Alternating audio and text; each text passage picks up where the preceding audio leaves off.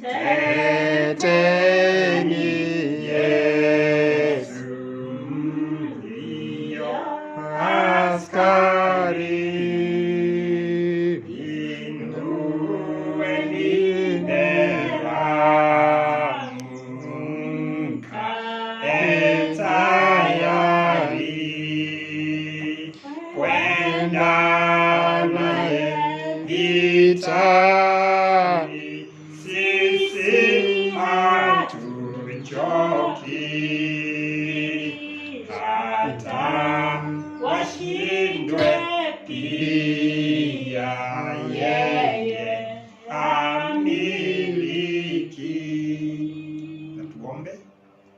Baba, tunasema asante kwa kutupatia nafasi hii tuamue na tukate kauli ya kwamba tutakufuata katika hii vita ya imani, kwa sababu wewe ndiye amri jeshi mkuu, na tunataka kufuata katika kila jambo. Wewe unatuongoza, unatulinda, unatuhifadhi, na tunataka kusikia neno lako ukituzungumzia.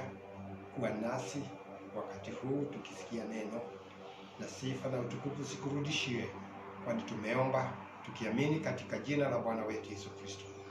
Amen. Tusome neno. Tutasoma katika kitabu cha Kutoka mlango wa 17 mstari wa 8 hadi 16. Wakati huo Waamaleki wakatokea wakapigana na Israeli huko Refidimu. Musa akamwambia Yoshua, tuchagulie watu ukatoke ukapigana na Waamaleki. Kesho nitasimama juu ya kilele kile, na ile fimbo ya Mungu nitakuwa nayo mkononi mwangu. Basi Yoshua akafanya kama Musa alivyomwambia, akapigana na Amaleki. Na Musa na Aaron na Huri wakapanda juu ya kile kilima. Ikawa Musa alipoinua mkono wake, Israeli walishinda, na alipoushusha mkono wake, Amaleki walishinda. Lakini mkono wa Musa ilikuwa mzito, basi wakatoa jiwe wakaliweka chini yake, akalikalia. Haruni na Huri wakaitegemeza mikono yake, mmoja upande huu na mmoja upande huu. Mikono yake ikadhibitika hata jua lilipokuchwa. Yoshua akawaangamiza Amaleki na watu wake kwa ukali wa upanga. Bwana akamwambia Musa, andika habari hii katika kitabu, iwe ukumbusho, kisha ihubiri masikioni mwa Yoshua, ya kuwa nitaufuta ukumbusho wa Amaleki kabisa, usiwe tena chini ya mbingu. Musa akajenga madhabahu, akaita jina lake Yehova Nisi. Bwana asifiwe. Tunaweza kuketi. Nataka leo tuzungumze kuhusu Yehova anaye tuongoza katika vita. Mahali tumesoma ilikuwa ya kwamba wakati Wanaisraeli walitoka pale Misri, walifika mahali Mungu aliwapatia maji kutoka mwamba, na alipokuwa anapumzika pale, wanakunywa maji, wanakula mana, wanapumzika. Amaleki wakatokea wakaanza kupigana na wao, na wakati ule ilikuwa ya kwamba wale wanapigana, amri jeshi ndio anaondoka mbele awaongoze taifa lile wanapigana. Kwa hivyo Musa alipoona hivyo, akaambiwa na Mungu, fanya hivi. Ni kumaanisha ya kwamba wakati Mungu amefanya mazuri, kama vile Yesu alikuwa na mitume yake, walipoenda wakakula chakula, wakapatiwa mikate, watu 5,000 wakalishwa mikate, akawaambia vukeni upande ule mwingine wa bahari. Shetani hafurahii wakati watoto wake wako na ushindi. Bwana asifiwe. Amen. Lakini hata shetani akiamka, tugali tuko na ushindi. Kwa hivyo tunataka kuongea kuhusu Yehova au Mungu aliye kiongozi ya wanajeshi wake. Yeye ndiye aliongoza hawa.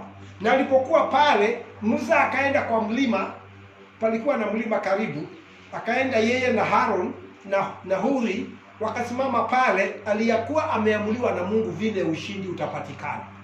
Na Mungu anakupatia suluhisho rahisi sana. Kama anaambia watu, ukitaka kuokolewa, sehemu ya kwanza ni kutubu. Sehemu ya pili ni kubatizwa katika maji mengi katika jina la Bwana Yesu Kristo. Lakini mtu mwingine anaona hiyo ni kitu gani?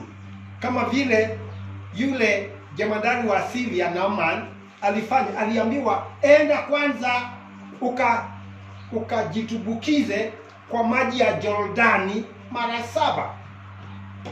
Haionekani kama ni suluhisho. Na neno la Mungu wakati mwingi halionekani kama ni suluhisho. Bwana asifiwe. Amen. Lakini ni suluhisho lako ukiwa utakubali na utatii. Bwana asifiwe. Kwa hivyo Musa akaenda kwa mlima, na alikokuwa kwa mlima akaambia achukue fimbo, kwa sababu fimbo ndio ilikuwa kama bendera ya Mungu. Ulikuwa ni bendera au beramu au sijui unaweza, wakati vita wanashindwa, kama Kenya iliposhinda wale wakoloni, walienda kwa mlima Kenya, na pale wakaweka bendera yao, na bendera ya Uingereza ikashushwa chini. Ni kumaanisha ya kwamba tumeshinda. Kwa sababu hiyo Musa anasema huu ushindi ni wa Mungu. Bwana asifiwe. Amen. Huu ushindi, akaweka mkono juu na mkono ule mwingine juu. Aaron akachoka, akaona hawezi. Na hii si kazi ya mtu mmoja, ni kazi ya kanisa. Kila mtu ako na sehemu yake. Musa angeweza kufanya hayo peke yake, akachukua Aaron, na alipoenda pale mlimani walikuwa wameandamana 3, kwa sababu Mungu aliwaambia muende pale mkiwa 3, kwa sababu Mungu aliona itahitajikana. Bwana asifiwe.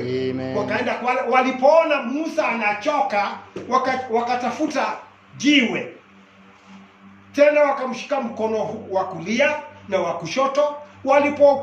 Walipofanya vile Mungu alikuwa amesema, njia rahisi sana, Joshua akapeleka Wamaleki, akawapiga na upanga, akawamaliza, wakarudi nyuma, na hawakuweza kamwe kurudi pale. Kwa hivyo sasa hapa walikuwa wakisherehekea ushindi au makumbusho. Na ni vizuri ukiona Mungu amekushidania kuwa na kumbukumbu ya kwamba wakaweka madhabahu na wakaonya, hapa ndipo Jehova Nisi, Jehova aliye bendera yetu, aliye ushindi wetu. Bwana asifiwe. Kwa hivyo tunaongea leo kuhusu Yehova aliye ushindi wetu. Na yeye Yehova akiwa ushindi wetu anatuongoza katika vita. Bwana asifiwe. Amen. Na huwezi kuwa na ushindi bila vita. Ni lazima ushindane. Bwana asifiwe. If there is no battle, there is no victory. Tunaongea kuhusu wewe na vita ya Mungu, na yule anatuongoza ili tupate ushindi, na yule anatuongoza ni Mungu. Na nabii anasema hapa, if there is no battle, then there is no victory. Kama hakuna vita, hakuna ushindi. But you got to have battle to have victory. Ni lazima uwe na vita, kama ya Daudi.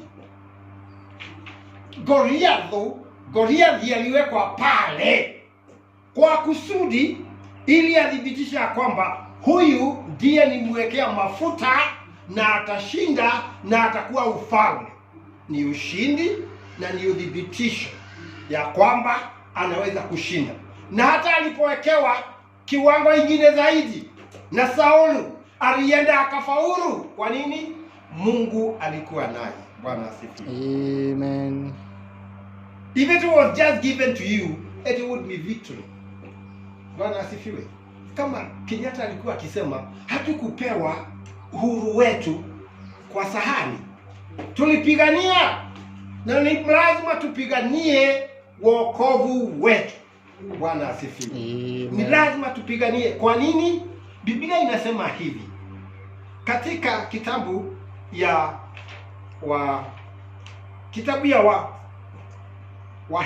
Wahibrania. Kwa Kiingereza inasema ya kwamba yule mkuu wa wokovu wetu alifanyika mkamilifu kupitia mateso na akafanywa jemadari wa wokovu wetu. Wahibrania 2:13. Akafanywa jemadari. Nani alifanywa jemadari? Yesu. Kwa hivyo tukiongeza katika kanisa la Agano Jipya, tunaongea kuhusu Yesu kama ndiye jemadari wa wokovu wetu, jemadari anayeongoza kanisa. Lakini katika Agano la Kale alikuwa nani? Bwana asifiwe. Katika Agano la Kale Yehova aliongoza, na siku moja kuna Yoshua alipokuwa akienda katika Canaan akakutana naye. Bwana asifiwe. Alikutana na yule jemadari anaongoza wana wa Israeli. Ni katika kitabu cha Yoshua. Joshua 5:13. Ikawa hapo Yoshua alipokuwa karibu na mji wa Yeriko, walivuka Jordan, akavua macho yake na kuangalia, na tazama, mtu mume akasimama kumkabili mbele yake, naye alikuwa na upanga wazi mkononi mwake. Yoshua akamwendea na kumwambia, je, wewe upande wetu au upande wa adui zetu?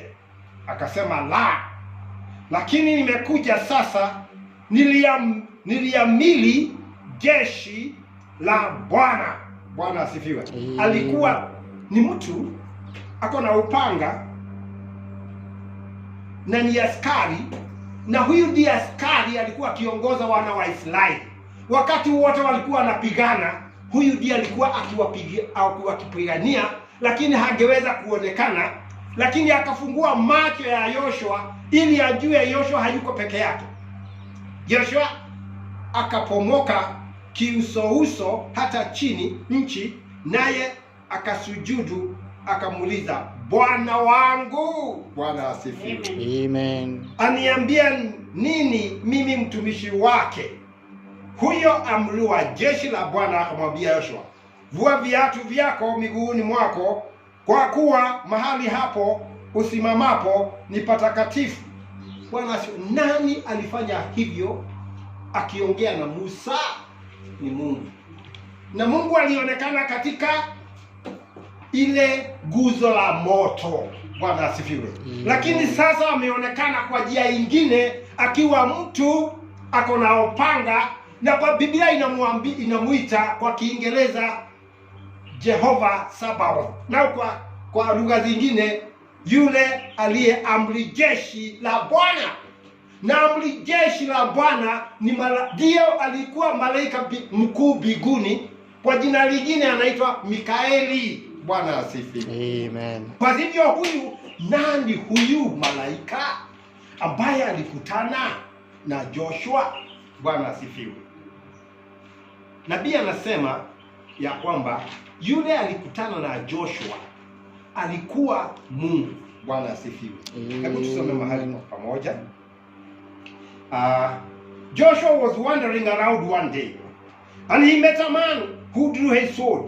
Joshua alikuwa akitembea hivi, akakutana na mtu aliyekuwa na upanga, and claimed to be the captain of the host of the Lord. Aliyesema ya kwamba yeye ndiye jemadari ni amri jeshi wa Bwana Yesu Kristo mwenyewe, Jesus Christ himself standing there in the person outside the gate. Ni Yesu alikuwa amesimama pale nje ya lango, over the same road, katika njia hiyo 800 years before that. Bwana asifiwe. Amen. Kwa hivyo huyu ni kama tunaona Melkizedeki alikuja kama mfalme, na yule Melkizedeki alikuwa Yesu. Akaja katika guzo la moto akaongea na Musa, na alikuwa Yesu. Akaja akiwa mtu aliye na upanga, ni amri jeshi, anaongoza. Biblia inasema amri jeshi kwa Kikuyu anaitwa Jehova munene wa ita. Bwana asifiwe. Yehova aliye amri jeshi. Bwana asifiwe. Na yule amri jeshi alikuwa nani? Ni Yesu. Biblia inasema hapa. Amen. Au nabii. Hallelujah. We got a 5-star general. Tuna amri jeshi aliye na nyota 5. Anaitwa Yesu. Bwana asifiwe. Amen. Alishinda kifo, akashinda mauti na kaburi, akafukuza mapepo yote, akatupatia ushindi. Yeye ndiye jemadari wetu. So the devil isn't even in the picture. Kwa hivyo hata shetani haonekani kwa picha yoyote. Kwa nini? Tuna amri jeshi mkuu, na yeye ni Yesu. Amina. Bwana asifiwe. Hiyo tukasema pale ya kwamba hivi, tulisema hivi, if it is given to you, kama ushindi unapatiwa certificate ya kwamba mtoto mdogo kama Joy anapatiwa certificate, umeshinda katika class ya 8, umeenda secondary, au umeshinda uko primary, unaambia umeshinda form 4 na unaenda university. Kweli utaenda? Huo si ushindi. Ushindi ni kufundishwa, ni mazoezi, na mazoezi inakuja kwa kufanya mazoezi katika shinda. Bwana asifiwe. Ni tabia inatengenezwa na vita. Bwana asifiwe. Ili tutengenezwe ujasiri wa kushinda vita. Hata tukikutana na shetani, Mungu anajua sisi sasa tunaweza kupigana na shetani. Wakati wa Ayubu, Mungu alijua Ayubu anaweza kupigana na shetani na ashinde. Kwa hivyo akamruhusu shetani akuja, kwa sababu Mungu alikuwa amefanya mazoezi ya kutosha na Ayubu. Bwana asifiwe. Na nabii anasema hapa, but if the Lord will take this evil away from me, from drinking, from gambling, from lying or stealing, I'll serve him. Watu wengine husema ya kwamba Mungu akiniondolea uovu huu wa kunywa pombe, wa kucheza karata, au wa kusema uongo, au kuimba, nitamtumikia. Hiyo ni kweli. But that is up to you. Hiyo ni kazi yako. See, you got to do something. Ni lazima ufanye kitu. They that overcome shall inherit all things. Washindao watapatiwa, watarithi vitu vyote. They that overcome, wale washindao. You have power to do it. Na watu wengi uko na nguvu ya kushinda. Na watu wengi hawajui ya kwamba wako na nguvu ya kushinda. Bwana asifiwe. Watu wengine wafikiria ni lazima wapewe kitu. Nipe kwa sababu wewe ndiye auntie, wewe ndiye uncle, wewe ndiye baba, nipatie. Hapana. Mungu hafanyi hivyo. Anakupatia nyavu. Anakufundisha kuvua. Akikuondokea unaweza kuvua. Naye anakupatia mateso ili atengeneze tabia uende kushinda, kwa sababu tuko katika vita ya Bwana. Na vita ya Bwana inapiganiwa kwa imani. Bwana asifiwe. Na kama unapigana kwa imani, ni lazima uvae viatu, uvae nguo za vita, uvae kofia ya kichwa, uwe na upanga, uwe na mkuki. Bwana asifiwe. Ni vita tunapigana. Na katika jina la Mungu linaonyesha kanisa kwa mfano fulani. Na linaonyesha kama vile Yehova Jireh ilionyesha kanisa kama kondoo wanaongozwa. Na yeye ndiye kondoo mkuu aliyetolewa kafara kwa ajili yetu. Mahali pale pengine kwa wokovu, kwa yeye ndiye kwa uponyaji, yeye ndiye mponyaji mkuu. Tunaenda kwake, tunaponywa magonjwa yetu yote. Hii inaonyesha Yehova Nisi kama Yehova anayeongoza kanisa akiwa jemandari mkuu, na hajashindwa hata wakati mmoja, na hajawahi kushindwa, na harudi nyuma, kila wakati anashinda. Na kwa hivyo tumeahidiwa ushindi katika kila jambo. Ikiwa ni magonjwa, tuna ushindi. Ikiwa ni shinda, tuna ushindi. Ikiwa ni mateso, tuna ushindi. Bwana asifiwe. Tunaweza kwenda tukiwa na ujasiri katika kila jambo. Enda kwa ujasiri. Na kusudi ya ujumbe kila wakati unahubiriwa ni kukumbusha vile Mungu amesema katika ahadi zake, ili uwe na imani, ujenge imani.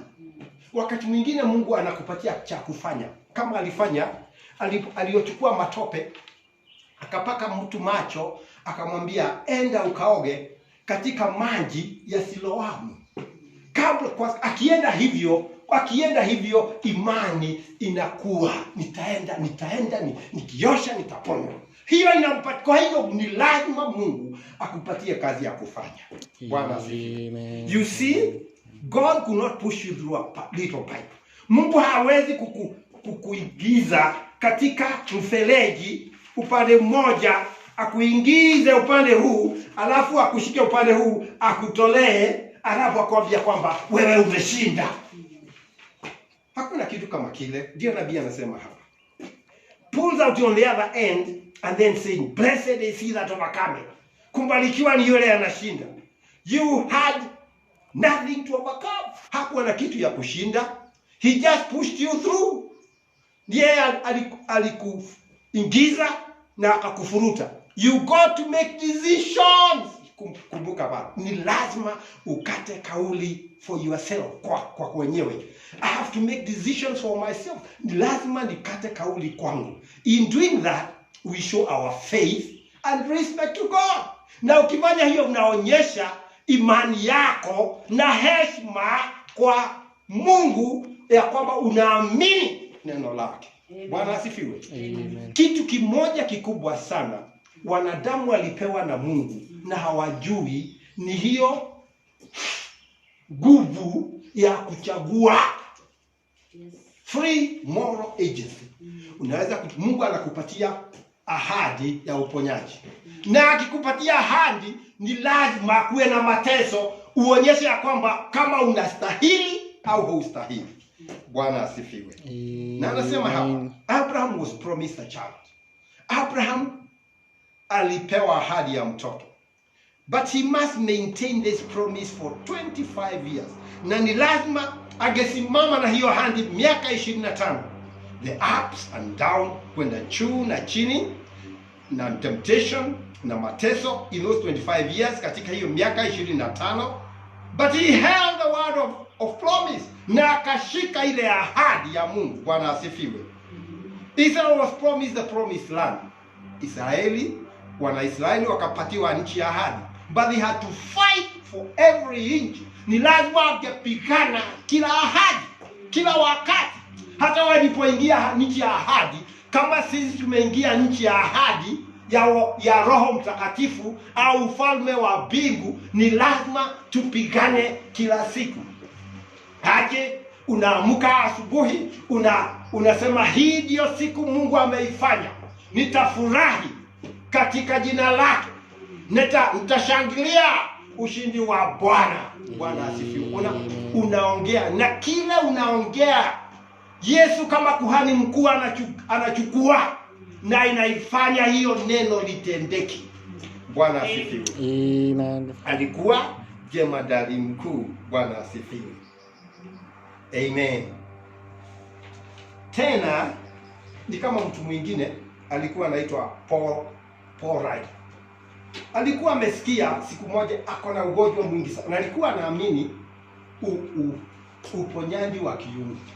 Na wakati mwingi kuna watu wengi ambao hawaamini uponyaji wa kiungu, wanaombea watu kama kawaida, kama vile wanasema wanasoma maombi. Huwezi kusoma maombi, kuomba maombi, kusema maombi kwa kusoma ni matusi kwa Mungu. Bwana asifiwe. Uliambiwa ni enda useme hivi na vile, unachukua karatasi unaenda kusoma. Hapana, unaongea na Mungu kama baba yako na wewe kama mwanae. Bwana asifiwe. Kwa hivyo Paul anasema alikuwa amepatiwa kazi aende akakate mti. Tena uchukue apeleke pengine kilomita 1. Lakini alipokata akaona hii mti ni mkubwa sana, siwezi kamwe, na ninasikia niko mgonjwa, nitafanya nini? Akakaa pale akaanza kulia. Alipoanza kulia, bwana yule mkubwa wake akaja akamwambia, hapa kando kuna mto, hebu furuta uingia kwa mto, na mtu mwingine ikiingiza kwa mto itapitia pale kwa mto na itaenda mahali unataka ifike, na ikifika pale unaweza kuingiza na itakuwa imefika. Aliposimama akatazama akaona yule bwana yake alikuwa Yesu.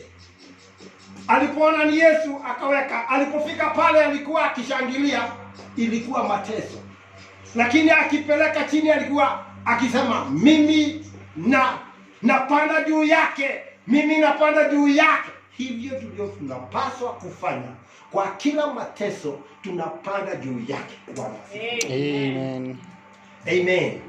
Na katika Agano Jipya yule jemadari mkuu alikuwa Yesu. Bwana asifiwe. Amina. Tunasema yeye ndiye jemadari mkuu au kiongozi wa kanisa. Katika Waebrania 2:13. Tena yeye ndiye alikuja kwa Petro. Petro alikuwa amefungiwa ndani ya korokoro, naye malaika huyo akaja akamfungulia, milango ikafunguka. Alipokuja akatoka pale, wanaenda kwa Roda, anamwachilia pale, anaenda nyumbani. Nani huyo? Jemadari mkuu. Alikuwa nani? Yesu. Nani alikuta Paulo wakati alikuwa katika guzo la moto? Alipoangushwa chini alisema, mimi ni Yesu unayotesa. Anaweza kuja akiwa mtu, anaweza kuja akiwa guzo la moto, anaweza kuja akiwa malaika.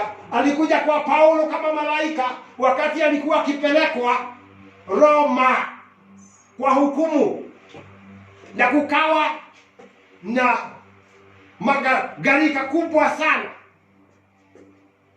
dhoruba. Kwa siku 14 hawakuona jua, kila tumaini la kuishi likapotea. Nabii akamwambia, malaika wa Mungu ambaye mimi ndiye wake alikuja na kunidhibitishia ya kwamba hakuna mtu atakufa.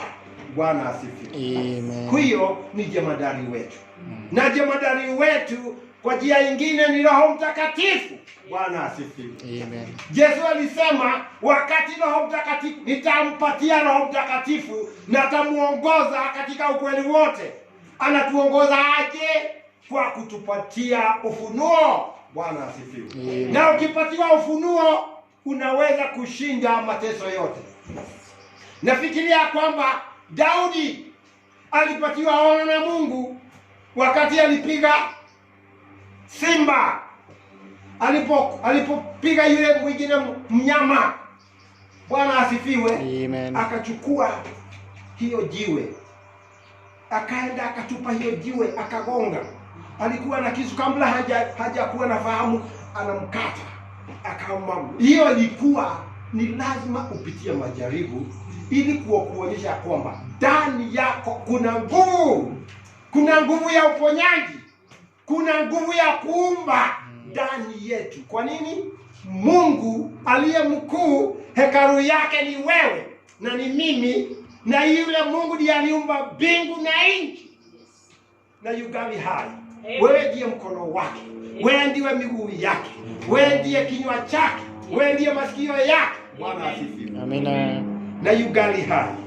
Amen. Nabii anasema hivi katika mahali pamoja Mungu anakupendia, greater is he that was in David.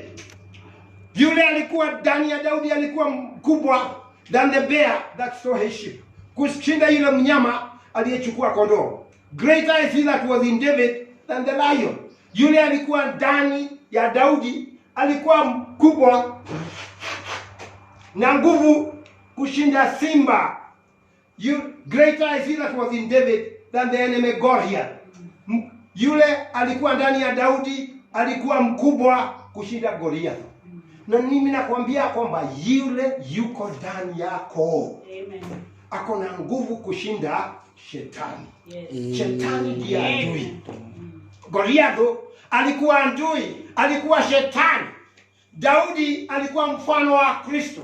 Alikuwa mfano wa Bwana asifiwe. Na alishinda. Na Biblia inatuambia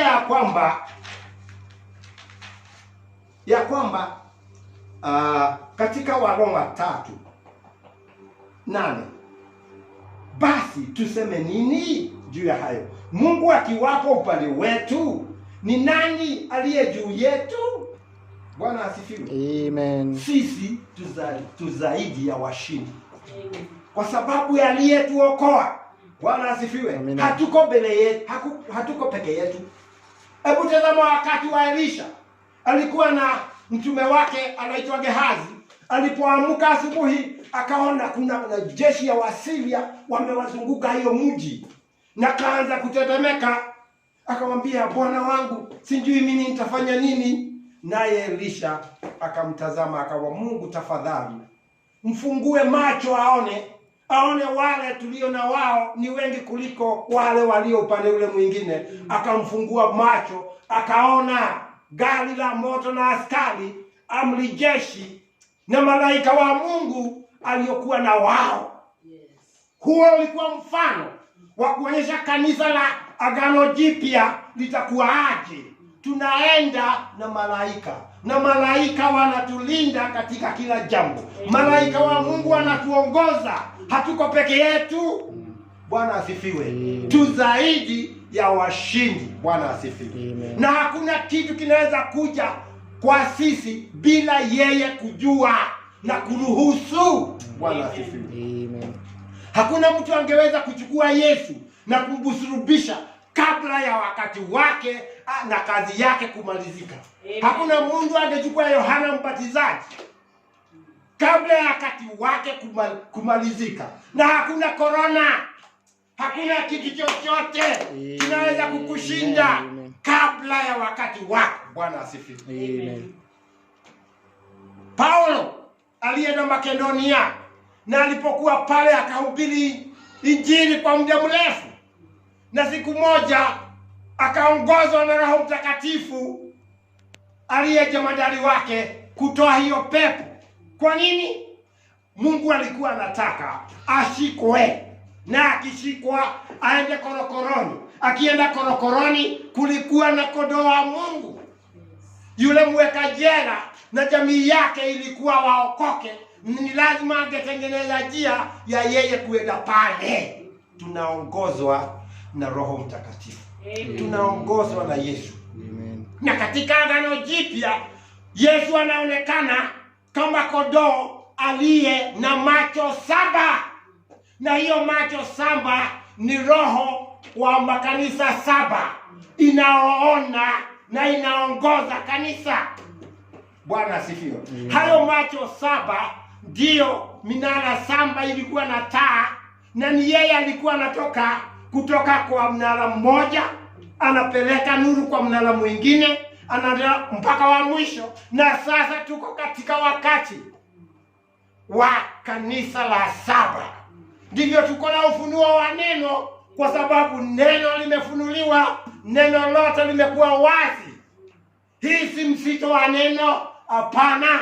Tumeona vitu vyote sawa sawa, kwa sababu nuru ya Mungu imekuja, na ile nuru ndio kiongozi wetu. Ndio ufunuo wa mihuri 7, ndio ufunuo wa neno la Mungu, ndio ufunuo wa maneno 7 ya Mungu. Amen. Aliye Yehova Jire, Yehova Nisi, Yehova Rafa, kiongozi wa kanisa kutupatia ushindi. Yeye ndiye jemadari mkuu.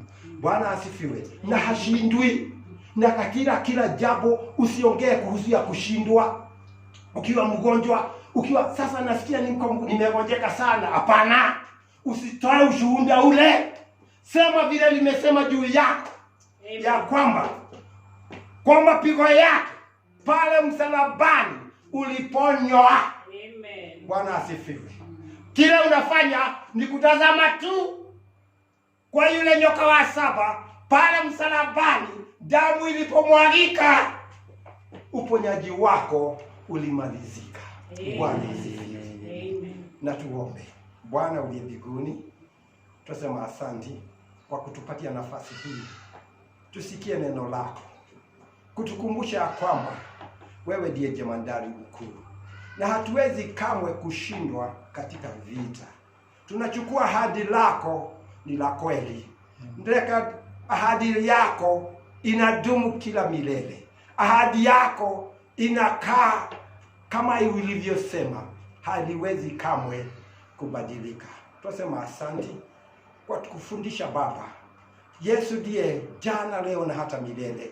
Yehova wa Agano la Kale ndiye Yehova wa Agano Jipya, hubadiliki. Tunasema asante, bariki hilo neno, tujikabidhi mikononi yako tukiamini katika jina la Bwana wetu Yesu Kristo. Amen. Amen.